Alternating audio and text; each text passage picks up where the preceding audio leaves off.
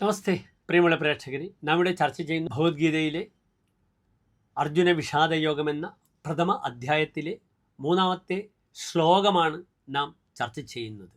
പശ്യേതാം പാണ്ഡുപുത്രാണാം ആചാര്യ മഹതീം ചമൂം വ്യൂഢാം ദ്രുപദപുത്രേണ തവ ശിഷ്യേണ ധീമതാ.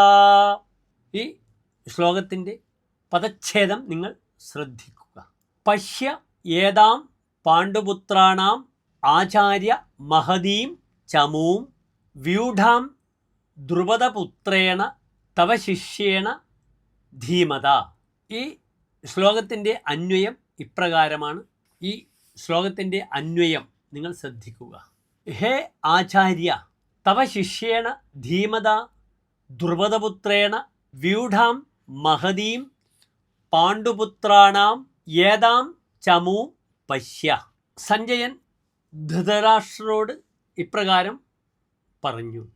ഇവിടെ ദുര്യോധനൻ രംഗത്ത് വന്നുകൊണ്ട് ദ്രോണാചാര്യരെ സമീപിച്ച് അണിനിരന്ന് നിൽക്കുന്ന പാണ്ഡവ സേനയെപ്പറ്റിയാണ് ചർച്ച ചെയ്തത് കഴിഞ്ഞ ശ്ലോകത്തിൽ. വീണ്ടും ദുര്യോധനൻ ദ്രോണാചാര്യരോട് പറയുകയാണ്, അല്ലയോ ആചാര്യ, അങ്ങയുടെ ശിഷ്യനും അതിബുദ്ധിശാലിയുമായ ദൃഷ്ടദ്യുമ്നാൽ വ്യൂഹം ചമച്ച് നിർത്തപ്പെട്ട ഈ പാണ്ഡവ സേനയെ അങ്ങ് നോക്കിക്കണ്ടാലും.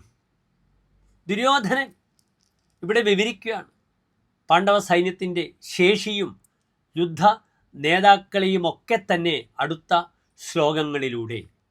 നമസ്തേ.